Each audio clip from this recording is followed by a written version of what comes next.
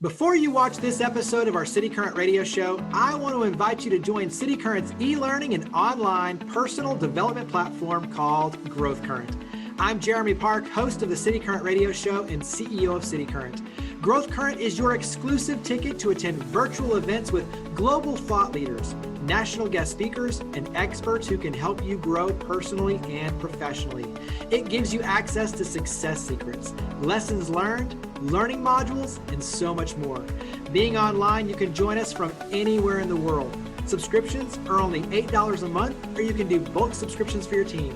Check out growthcurrent.com to learn more and to join us in our efforts to power the good. And now, on to the show. Welcome back to the City Current Radio Show. I'm your host, Jeremy Park. We're honored to be with our next guest, Eric Higgs. He is the CEO of Boys and Girls Clubs of Middle Tennessee. So, Eric, how are you doing? Jeremy, I'm doing great. It's some nice November weather, in many regards unexpected. So it's hard to complain about that. Even though there's a lot going on out there, I am thankful of some great weather. Well, we will definitely talk about a lot going on, and you all have a lot going on your end, but let's start with a little bit of history and context. So give us some history for Boys and Girls Clubs of Middle Tennessee. Okay, well, history of the Boys and Girls Clubs of Middle Tennessee is we've been a neighbor for about 117 years in this area. So definitely been a part of the fabric of Middle Tennessee. We currently have about 11 clubs here in the area. Many of them are in partnerships with Metro Public Schools. We have about 6 of our sites in there. But as well, we have 2 facilities out in the Williamson County area in Fairview and Franklin. So our central offices are in Charlotte, 17th and Charlotte there, and we are part of the shared community space here, along with some other youth-focused non-for-profit organizations. Dive in. Well, let's start with what a typical year would look like. So we'll remove COVID and we'll have that conversation a little bit because I know that's caused a lot of pivots. But talk about in a normal year the programming and obviously the core focus areas. You know, Jeremy, you to answer that question truly, you're going to be testing my first 100 days. So I'd be remiss if I didn't tell you that I was just coming out of my first 100 days. So I joined middle of June. And so my normal is this normal. Yeah, your normal is the normal. Yeah. It's the normal right here. But, you know, really to answer your question outright, when you think about the Boys and Girls Clubs here in Middle Tennessee, clearly we play a role in partnerships with the schools as well as the parents. So here's the deal, youth go to school every day. They go to loving and dedicated teachers who pour knowledge and love and care all over them all day. And the thought is they go home to safe spaces where they get some time to unwind, they get some time then to do their homework, have a meal, get ready to repeat the cycle. But in case of some of our youth and some parents, they need the help, and we fill that role. So when the schools are closed, our clubs open up. In a typical year, we're open in after school, 3 to 7 p.m. That's a pretty critical time again, and parents have to work, and it requires them to pick them up. We are some reliable care for youth that are going to do more than just take care of them and keep them safe. We're going to also give them time to do the things that I talked about, including tutoring and those things with the help and support there. So that's kind of the typical way things would be operating right now. And on average, across those clubs, you'd be looking at about 800, 850 youth a day that would be coming into the clubs around that time frame. Yeah. In the summer, it actually continues that commitment. Again, when schools close, our clubs are open. And for those families that still need that and those youth that still need us most in that time frame, our operating model actually shifts from 7 a.m. to 6 p.m. So if you think about it, you know, we're filling that gap that was once there. They would be going to schools. Now they're coming into our programs. And so, again, you ask, okay, so what's typical about the programming? It's really, we talk about our formula for impact really centered around 3 areas. There's academic success, healthy lifestyles, and then good character and citizenship. And so the programming that we're going to have across each of those are targeting those things that, you know, when they're in school, there's the power hour, we like to call it, where we're actually helping them with homework. but we actually have some programs that are dedicated to, number one, get at reading. Reading's a very, very important thing. I like to talk about it. One of the first things that we try and help support youth with is that very critical time of learning to read, because we all make a very important pivot in school. It starts to happen around the fourth grade, where you move from learning to read to reading to learn, and that's the rest of your academic career. So we definitely have some programs that use some technology-based programs, one called Let's Go Learn that we use inside of our clubs, and one that we've just started a partnership, which has a distance learning component called Book Nook. And so it allows us to do the same thing. But a range of programs that range from STEM to coding and all those sorts of things that help round out a youth's development is what a typical year would look like. Yeah. And I mean, that paints the picture right there when you talk about impact. And like you said, it's academic success, it's character building, it's health and wellness. There's a lot that goes into this formula for what you're doing to create success. Talk a little bit about just the character and the wellness side, because that plays a big piece in this as well. So give a little bit on those two sides. Yeah, well, if you take the wellness side, one of the things that I think is important, think about me and you, if we go sit in an office all day, there's going to be a portion of requirement that we've got to do two things. One, we've got to unleash, and two, we've got to refuel. And so we do both those things. We allow our youth to get some dedicated time. In fact, we strive to have an hour for our youth to get some time that's structured to actually go out and just play. They get to build some relationships with their youth, and that ranges from structured sports activities. One of my favorites is kickball. Think back to the days when you were doing kickball. However, to get at this whole notion that everybody has to be moving for an hour, even the scorekeeper has to move. So when someone kicks a home run, everyone runs the bases. And that's a really cool way to just kind of get everybody going and keep some fun and excitement going on in there. So those are some of the things we do on the help as well. Depending on how much time we have them in, there's going to be a snack, and in many cases, a full meal that we're going to be giving to our youth, because we know that food inconsistencies is one of those challenges. So we do provide meals, actual food for our youth. And then on the good character side, whether it's some of our boys and girls programs that are focused on, the principles of living and those things there, we actually are taking them through programs on that side as well. There's a stat that we do some annual surveys, and that's data that we send up to the national organization. And one stat that really defines, as I was coming on board, I felt so proud, is they asked our youth, how likely are you to support the following statement? And that is, I'd be willing to stand up for what's right, even if my peers disagree.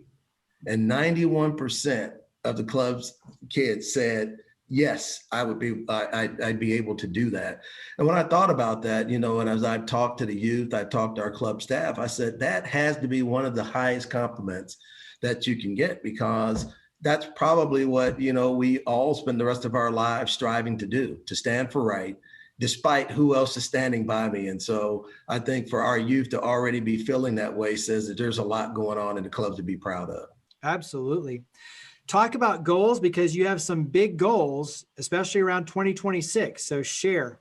We do have some big goals. Again, it's not a typical year, but despite that, in any given year, a new leader like myself coming on board, I think you get about 90 days and maybe 10 days to pull together a conversation piece to have with people. And that's how I think about it.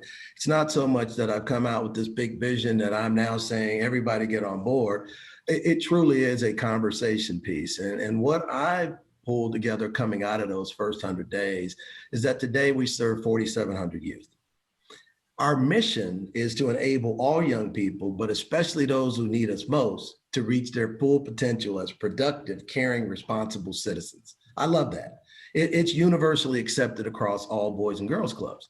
So my first question, I spent a lot of time as an engineer and as a marketer and as a sales guy and all that. The question I said was, well, great. If we really are targeted at youth who need us most, how many is that in Middle Tennessee?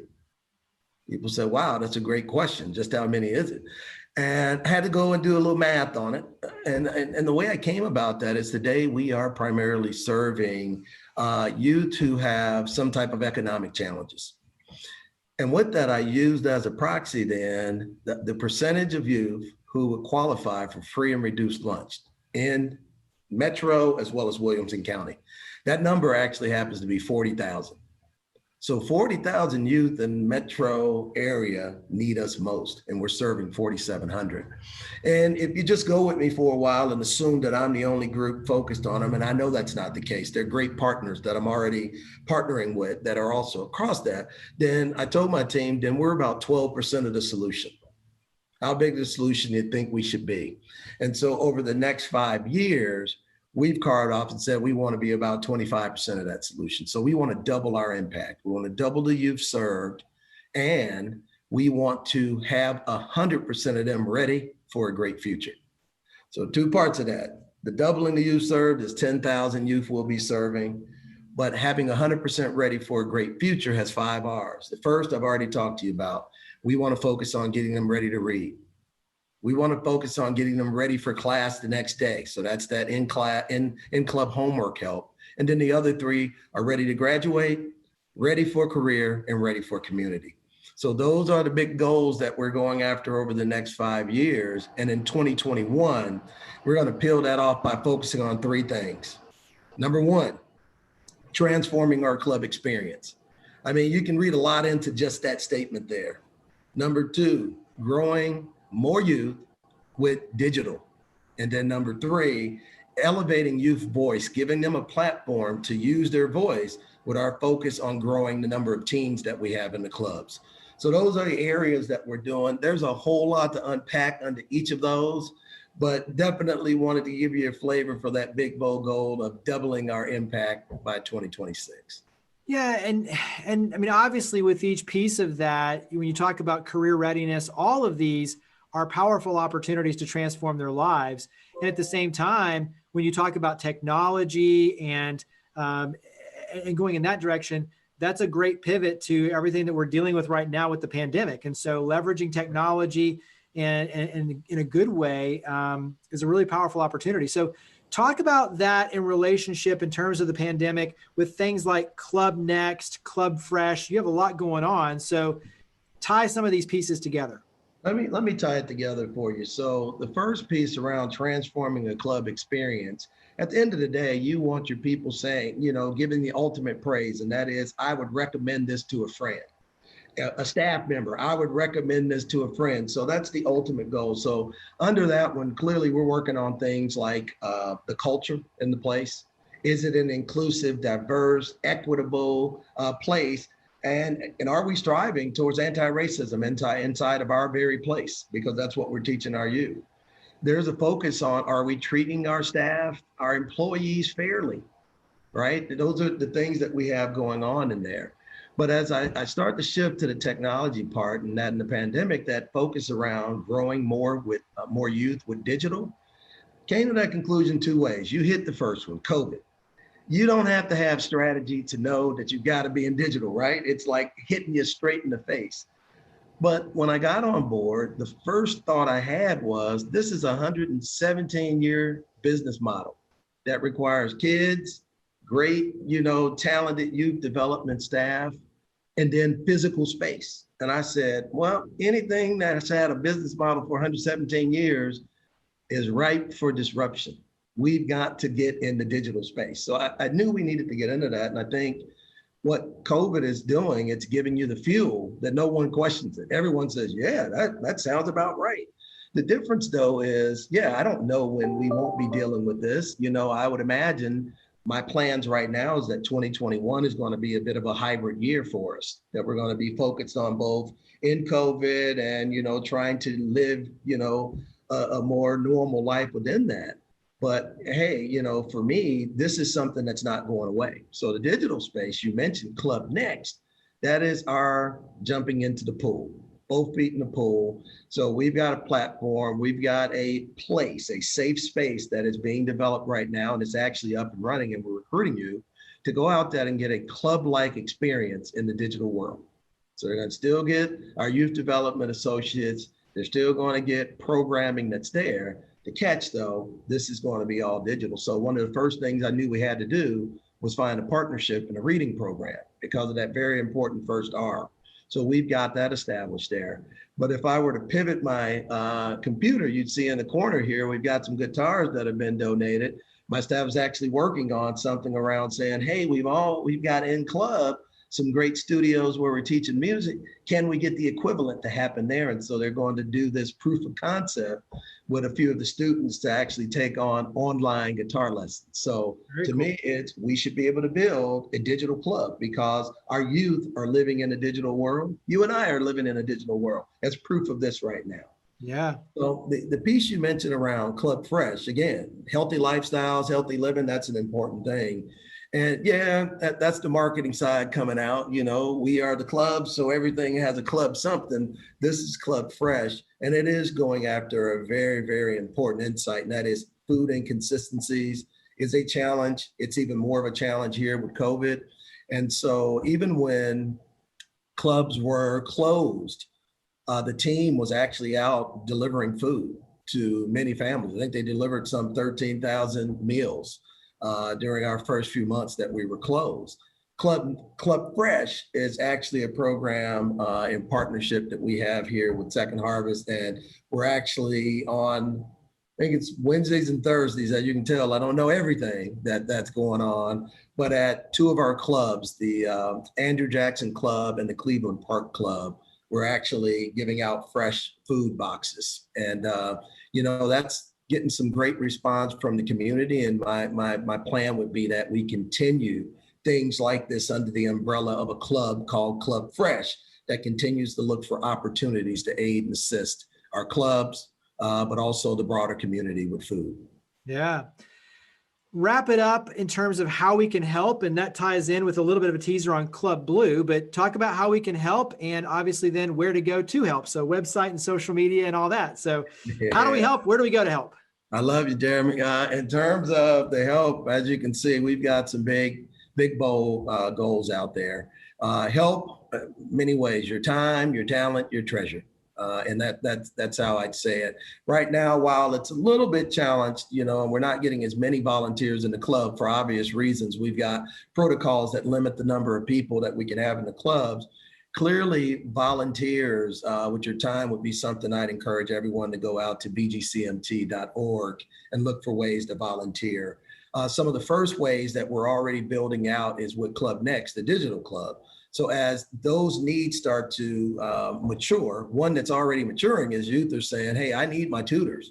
I know I might not be in club, but I still need access to tutors. We're going to be looking to build that out so you can go out and volunteer your time and your talent, especially in this area of tutoring, to help us out. The other areas I talked about is our treasure, your treasure. Financial gifts do help us. With the COVID, we have had some challenges, you know, so we are not meeting the budgeted targets of where we want to be in terms of our revenues coming in.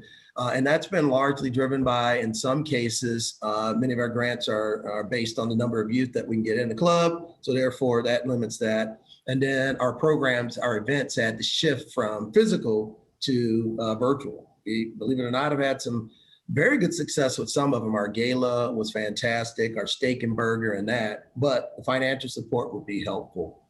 Last thing I'll say about financial support, because I think it is important, we are very efficient with the dollars. I mean, very, very efficient. My first 100 days, first two things I looked at is what's the return on the investment and what's our cost to serve.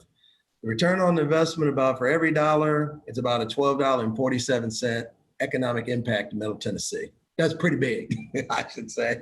And then in terms of the cost to serve, if you take all of our expenses and look at the youth that we're serving, that's $823 for a year program that I taught. So all year after school, summer included, $823 about the cost to sponsor a child for a full year. And so I think that's pretty doggone good. So again, you said, where could I go to help? I'd say go out to bgcmt.org. We've also got Twitter, we've got Facebook handles and Instagram as well. And, you know, this Gen X guy might even be missing one or two. I have talked to my social media team. Well, you do make it easy, and you're definitely, like you said, you're doing a lot, but you're doing a lot of good. So Eric, thank you to you and your team for all you do. Greatly appreciate it. Thank you for coming on the show. Hey, I thank you for having us. Keep doing what you're doing too.